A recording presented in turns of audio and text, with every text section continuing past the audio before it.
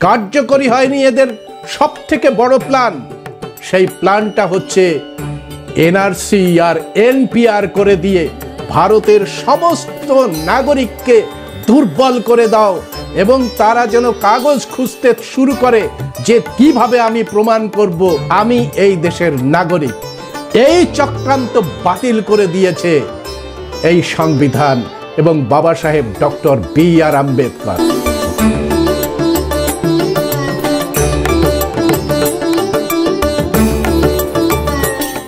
দু 2014 সাল থেকে আমরা বলে আসছি যে বিজেপি আরএসএস যদি সন্ত্রাসবাদী জিগির তুলতে শুরু করে এবং ভারতের সার্বভৌমত্ব, গণতন্ত্র এবং সংবিধানের ওপরে আক্রমণ করতে চায়, ধ্বংস করে দিতে চায়, দাঙ্গা, মারামারি, খুন, সন্ত্রাসের মধ্যে দিয়ে যদি নৈরাজ্য কায়েম করতে চায়, তবে এই নৈরাজ্যের বিরুদ্ধে মহান গালিভারের মতো ভারতের লিলিপুটদের রক্ষা করার জন্য আগলে দাঁড়াবেন বাবা সাহেব ডক্টর বি.আর. আম্বেদকর। এটা আমরা বারবার বলে এসেছি 2014 সাল থেকে। আপনারা দেখলেন যে গত 17 ডিসেম্বর 2024 মঙ্গলবার সান্ধ্য অধিবেশনে ভারতের গৃহমন্ত্রী অমিত শাহ সংবিধান চর্চার ওপরে জবাবি ভাষণ দিতে গিয়ে যেভাবে বাবা সাহেবকে অবমাননা করলেন তা মুখ ফসকে বেরিয়ে আসা বাক্য নয়। अभी एक फैशन हो गया है, आम्बेडकर आम्बेडकर आम्बेडकर आम्बेडकर आम्बेडकर आम्बेडकर। इतना नाम अगर भगवान का लेते तो 7 जन्मों तक स्वर्ग मिल जाता। তা পূর্ব পরিকল্পিত, একেবারে পরিকল্পিত ভাবেই বাবা সাহেবকে টার্গেট করে আক্রমণ করার চেষ্টা করেছিলেন অমিত শাহ।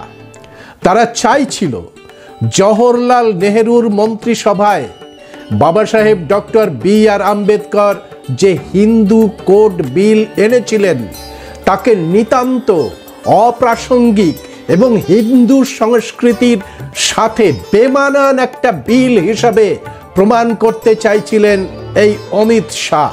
আর এই কারণে তাচ্ছিল্য, তুচ্ছ করে, উপেক্ষা করে এবং অযোগ্য প্রমাণ করে আরএসএস এর যে কৌশল তিনি রপ্ত করেছেন সেই কৌশলে তিনি উচ্চারণ করেছিলেন মান্যবর এখন একটা ফ্যাশন হয়ে গেছে এবং 6 বার তিনি আম্বেদকর আম্বেদকর আম্বেদকর আম্বেদকর আম্বেদকর আম্বেদকর আম্বেদকর এরকম উচ্চারণ করেছিলেন। এই অশিক্ষিতটা জানেই না যে বাবা সাহেব ডক্টর বি.আর. আম্বেদকরের নাম উচ্চারণ করতে গেলে তাকে বাবা সাহেব বলতে হয়। তিনি কেবলমাত্র ফ্যাশন নয়, একটি আম্বেদকর নয়, তিনি ভারতবর্ষের মূল সত্তা, গণতন্ত্রের পিলার। এই মূর্খটা সেটা জানে না, সেই জন্যেই তাচ্ছিল্য, তুচ্ছ করে একেবারে যেভাবে বিষ উগলে দিতে হয় সেইভাবে গল গল করে বিষ উগরে দিচ্ছিলেন অমিত শাহ। অমিত শাহ ভাবতে পারেনি যে এর পরিণাম কি হতে পারে, কারণ অমিত শাহরা গণতন্ত্রে বিশ্বাস করে না। তিনি যে স্বরাষ্ট্রমন্ত্রী হয়েছেন সেটা যে কার অবদান সেটা তিনি কিন্তু এখনো উপলব্ধি করতে পারেনি। এই বাবা সাহেব ডক্টর বি.আর. আম্বেদকরের সংসদীয় বিচারধারা যদি রপ্ত না করতে পারতেন অমিত শাহ, তাহলে এখনো তাকে গুন্ডা, মাফিয়া হিসাবে কাজ করে যেতে হতো, জেল খাটতে হতো। তিনি জেল খাটা অপরাধী, তারই পার। এখনো তার সেই বোধ বুদ্ধি হয়নি। এই দেশের গণতন্ত্র কোনো কেষ্ট বিষ্টু বা রাম তৈরি করেনি। 33 কোটি দেব দেবীদের আশীর্বাদে এই দেশের গণতন্ত্র প্রতিষ্ঠিত হয়নি। এটা অমিত শাহরা ভালো করে জানে। এই গণতন্ত্র এবং সাম্যবাদের কেন্দ্রে অবস্থান করছেন মহামতি গৌতম বুদ্ধ এবং তাকে প্রতিষ্ঠা করেছেন বাবা সাহেব ডক্টর বি.আর. আম্বেদকর। আর তিনি এই ভারতের মানুষদের পক্ষ হয়ে হিমালয়ের মতো অতন্দ্র প্রহরী হিসাবে বহুজন ভারতের মূল যে সত্তা, সেই সত্তা রক্ষা করার জন্যে দাঁড়িয়ে গেছেন। যে আম্বেদকরের জন্য অমিত শাহ গুন্ডা মাফিয়া তারিপারের গ্লানি থেকে মুক্ত হয়েছেন, সেই আম্বেদকরকে উপেক্ষা, তাচ্ছিল্য, এই ঔদ্ধত্য দেখে ভারতের যারা প্রকৃত মনিব, সেই জনগণ ক্ষেপে গেছে। আগাছা বাড়লে তাকে সাফ করে দিতে হয়, ঠিক সেইভাবে অমিত শাহর এই উদ্ধত মাথাটাকে নামিয়ে দেওয়ার জন্যে গর্জে উঠেছে সারা ভারতের জনগণ। সংসদের ভেতরে বাইরে প্রত্যেক মানুষের হাতে উঠেছে বাবা সাহেব ডক্টর বি.আর. আম্বেদকরের ছবি। অমিত শাহর কুশপুত্তলিকা দাহ করা হচ্ছে প্রকাশ্যে, জুতো পেটা করা হচ্ছে অমিত শাহর কুশপুত্তলিকায়। হুমকি দিয়েছেন প্রকাশ আম্বেদকর, চন্দ্রশেখর আজাদ, অখিলেশ যাদব আগামী 24শে ডিসেম্বর দেশ জুড়ে আন্দোলন সূচিত করে আম্বেদকরকে অবমাননা করার বিরুদ্ধে ডাক দিয়েছেন বহিন কুমারী মায়াবতী, আর সেই ডাককে ইন্ডিয়ার পক্ষ থেকে সমর্থন করা হয়েছে। নীল ঝড় প্রকট হয়ে উঠেছে। নীল পোশাক পরে পার্লামেন্টের ভিতরে অংশগ্রহণ করতে আসছেন রাহুল গান্ধী, প্রিয়াঙ্কা গান্ধী এবং অন্যান্য সদস্যরা। আম্বেদকরের ছবিতে ঢেকে দেওয়া হচ্ছে লোকসভা, রাজ্যসভায়, বিভিন্ন রাজ্যের বিধানসভা। এক অপূর্ব জাগরণ। চাকর বাকরগুলো যদি বেয়াড়া হয়, মনিবের মর্যাদা যদি রক্ষা করতে না পারে, সেই চাকর বাকরগুলোকে সিধা করার জন্যে মনিবকে ন্যায় দণ্ড হাতে তুলে নিতে হয়। ঠিক সেইভাবে ন্যায় দণ্ড হাতে তুলে নিয়ে এই অমিত শাহদের সোজা করার জন্যে গর্জে উঠেছেন ভারতের জনগণ। ভারতের জনগণ ডক্টর বি.আর. আম্বেদকর যে কোন মণি কোঠায় তারা রেখেছেন, সেটা এই অশিক্ষিত অর্বাচীন অমিত শাহরা বুঝতেও পারেনি। অমিত শাহর পুরো বক্তব্যের মধ্যে রয়েছে মিথ্যের বেসাতি। ভুল তথ্য দিয়ে তিনি স্বাধিকার ভঙ্গ করেছেন, সংসদের মর্যাদা নষ্ট করেছেন। বাবা সাহেব ডক্টর বি.আর. আম্বেদকর যে হিন্দু কোড বিল এনেছিলেন, অমিত শাহ বলেছেন সেটা হিন্দু পরম্পরার সঙ্গে যুক্ত নয়। এত বড় স্পর্ধা, এত বড় মহাজ্ঞানী, সারা পৃথিবীর প্রত্যেকটা ধর্ম, ছোট ছোট ধর্ম সম্পর্কে যার পুরো দক্ষতা রয়েছে, সেই মানুষকে ভুল ধরার চেষ্টা করছে একটা চুনোপুটি অমিত শাহ, যে পড়াশুনো করে না, গুন্ডা গার্দি মাফিয়াগিরি করে জেল কেটেছে, সে একজন মানুষকে ভুল ধরার চেষ্টা করছে যে মহাজ্ঞানী অমিত শাহ। জলে নেমে ডুব মারলেই ডুবুরি হওয়া যায় না। পানকৌড়িও তো ডুব মারে, কিন্তু তার লক্ষ্য থাকে গেড়ি গুগলি। ডুবুরি হতে গেলে মণিমুক্তার সন্ধান করার জন্য মানসিকতা তৈরি করতে হয় অমিত শাহ, তবেই ডুবুরি হওয়া যায়। বাবা সাহেব যে কত বড় প্রাজ্ঞ পণ্ডিত, কত বড় মহান চিন্তাবিদ, কত সুনিশ্চিত ভাবেই তিনি সংবিধান রচনা করেছিলেন, তা প্রকাশ করে গেছেন জুলফিকার আলী ভুট্টো।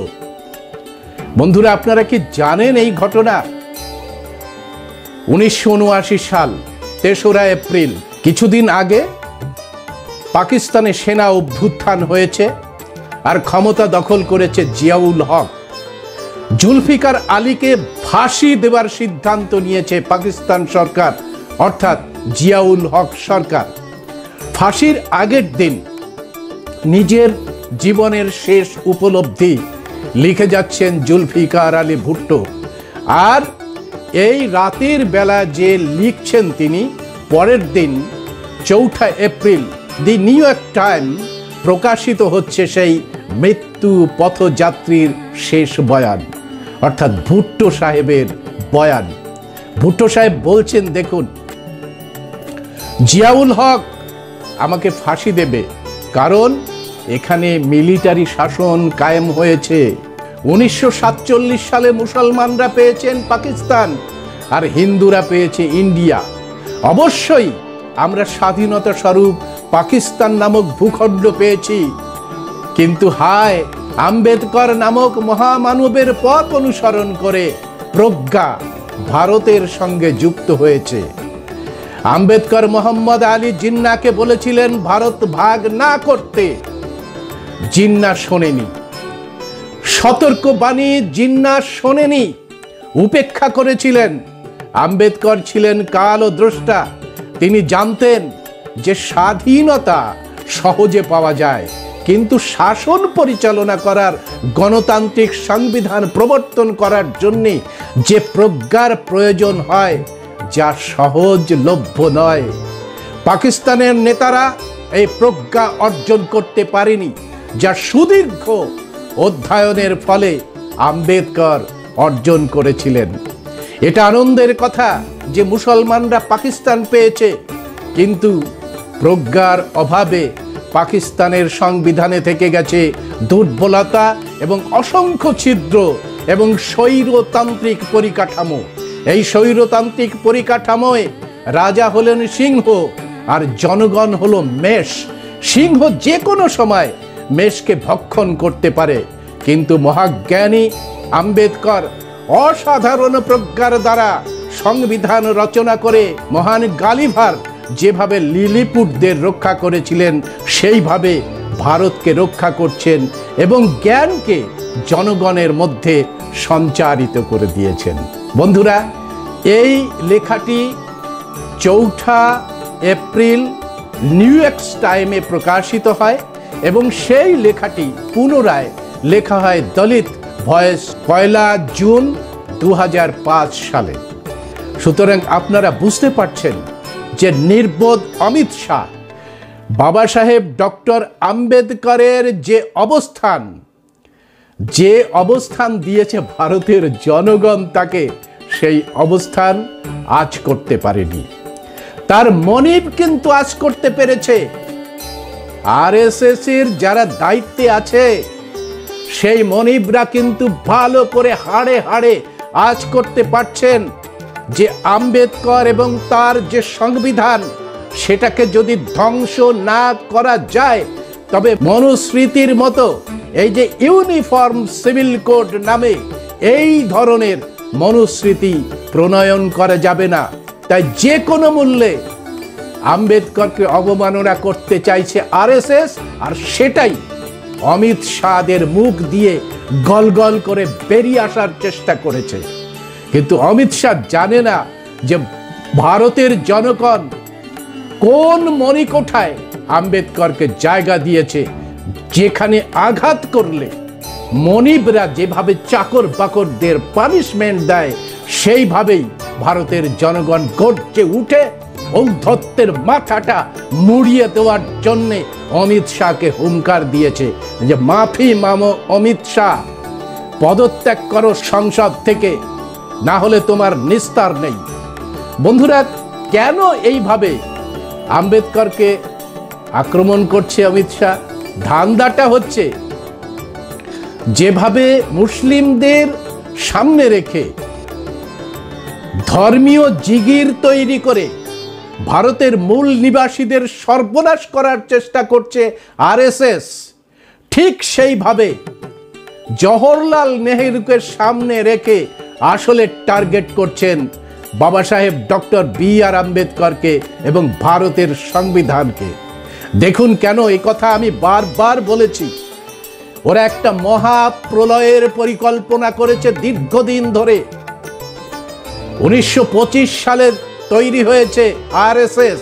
25 সাল তাদের টার্গেটের সময়, মহাপ্রলয়ের সময়। আপনারা জানেন এই মহাপ্রলয়ের অবস্থাটা কি? সেখানে ধ্বংস করা হবে। সেখানে বলা হয়েছে যে বুদ্ধের পরে আসবে কল্কি অবতার। কল্কি অবতার ম্লেচ্ছদের ধ্বংস করে দেবে এবং আবার নতুন করে এই যে বেদ বিধি ব্রাহ্মণ নতুন করে প্রতিষ্ঠিত করবে। অর্থাৎ রক্ত গঙ্গা বইয়ে দিয়ে যেভাবে ধ্বংস করে একটা নবনির্মাণের কথা বলেছে গীতা, পরিত্রাণায় সাধুনাং বিনাশায় চ দুষ্কৃতম, সেই বিনাশ সাধনের কাল হচ্ছে 25 সাল। 2025 সালে তার পূর্ণ বিকাশ দেখতে চায় আরএসএস। আর এই জন্যেই সংবিধানকে এবং বাবা সাহেবকে ধ্বংস করতে হবে, না হলে এগোতে পারবে না। সেটা শুরু করেছে অমিত শাহরা। দেখুন, রোহিত ভেমুলার স্বাধিকার আন্দোলনের সময় জল কামানের সামনে বাবা সাহেব ডক্টর বি.আর. আম্বেদকরের ফটো নিয়ে দাঁড়িয়ে গেছে যুবকেরা, ছাত্রছাত্রীরা দাঁড়িয়ে গেছে। জল কামানের সামনে বাবা সাহেবের ছবি নিয়ে দাঁড়িয়ে গেছে। আপনারা দেখেছেন উনার চর্মকারদের উপরে যেভাবে নিপীড়ন হয়েছিল, তার যে প্রবল আন্দোলন শুরু হয় বাবা সাহেব ডক্টর বি.আর. আম্বেদকরের ছবি এবং সংবিধান নিয়ে। আপনারা খেয়াল করে দেখেছেন 2018 সালে যখন SC/ST অ্যাট্রোসিটিস অ্যাক্ট লঘু করে দেওয়া হয়, তখন বাবা সাহেব ডক্টর বি.আর. আম্বেদকরের সংবিধান রক্ষা করার জন্য এই ভারতের মূল নিবাসীরা রাস্তায় নেমে এসেছে।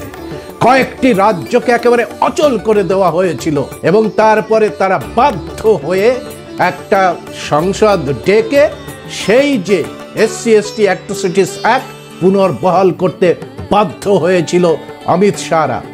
সেখানেও কার্যকরী হয়নি এদের সব থেকে বড় প্ল্যান। সেই প্ল্যানটা হচ্ছে NRC আর NPR করে দিয়ে ভারতের সমস্ত নাগরিককে দুর্বল করে দাও এবং তারা যেন কাগজ খুঁজতে শুরু করে যে কিভাবে আমি প্রমাণ করব যে আমি এই দেশের নাগরিক। এই চক্রান্ত বাতিল করে দিয়েছে এই সংবিধান এবং বাবা সাহেব ডক্টর বি.আর. আম্বেদকর।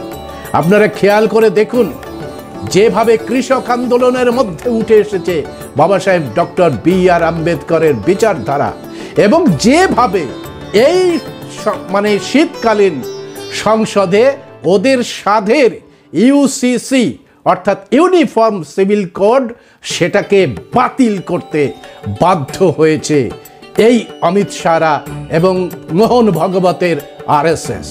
সুতরাং আপনারা বুঝতে পারছেন কেন এরা বাবা সাহেব ডক্টর বি.আর. আম্বেদকরকে ব্যঙ্গ করতে চাইছে। পরিষ্কার অর্থে এ দেশ তোমাদের কোনো ভগবান বা ঈশ্বর প্রতিষ্ঠিত করেনি।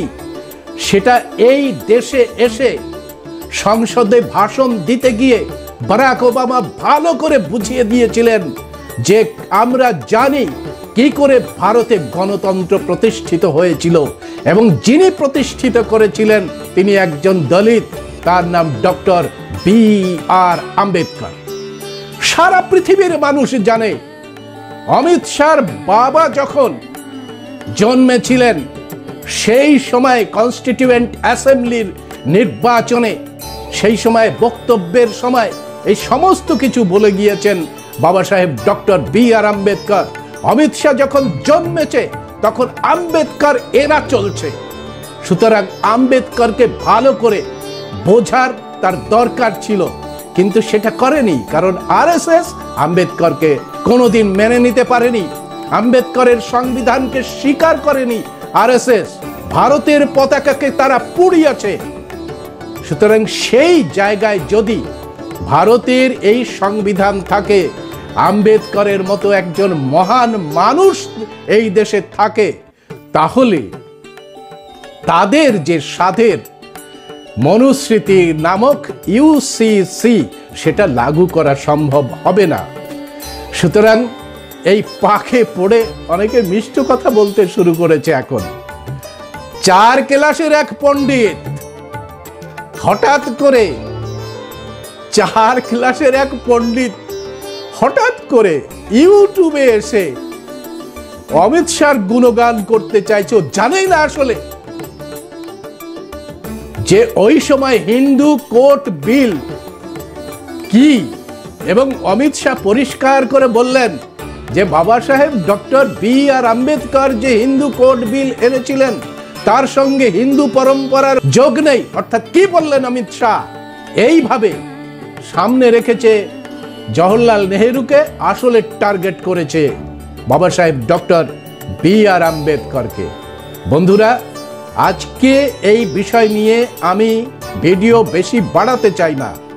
অমিত শাহ যে বিলের উপরে, সংবিধানের উপরে কথা বলেছেন, সেই সংবিধানের উপরে যা যা বলেছেন তার পুঙ্খানুপুঙ্খ বিশ্লেষণ করেই আমরা নিয়ে আসব আরেকটি ভিডিও এবং সরাসরি আপনাদের কাছে তুলে ধরব সেই ভিডিওর বার্তাটি, যে অমিত শাহ আসলে কি টার্গেট করেছিলেন এবং সেই টার্গেট করতে গিয়ে তার মনের মধ্যে যে হিংসা, তার মনের মধ্যে যে জাত জালিয়াতি, সেই জাত জালিয়াতি গল গল করে উগড়ে দিয়েছে।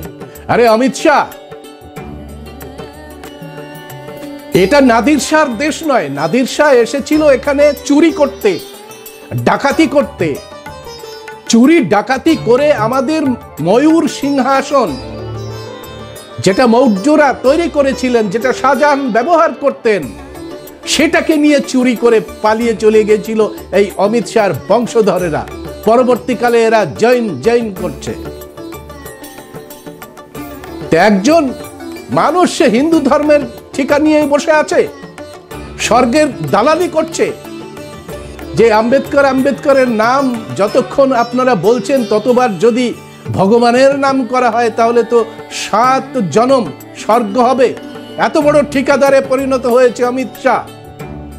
ভারতের জনগণ আপনাদের মনিব, চাকর বাকরের মাথাটা যদি মনিবের থেকে চড়া হয়, তাহলে মনিবরা কি করে?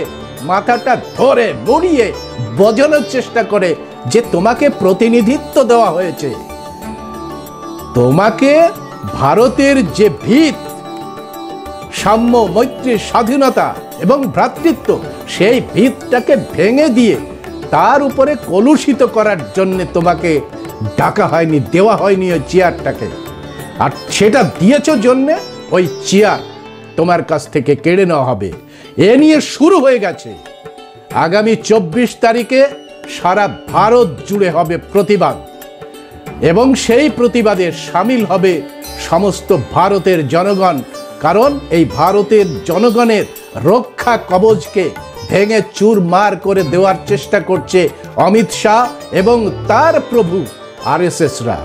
সুতরাং আজকে ভিডিওকে আমি আর না বাড়িয়ে আপনাদের সামনে আপনাদের আহ্বান করছি, যদি ভারতবর্ষে সত্যিকারের সাম্যবাদ, সত্যিকারের স্বাধীনতা, গণতন্ত্র প্রতিষ্ঠিত করতে হয়, 24 তারিখে আপনার ঘর থেকে বেরিয়ে এসে রাস্তায় দাঁড়িয়ে এই সমস্ত কুলাঙ্গারদের বিরুদ্ধে আপনি ভারতের একজন সচেতন নাগরিক, আদর্শ নাগরিক হিসাবে আপনার ভয়েসকে আরো চড়ান এবং অমিত শাহদের বলে দিন যে চাকর বাকরের এত বাড় ভালো না।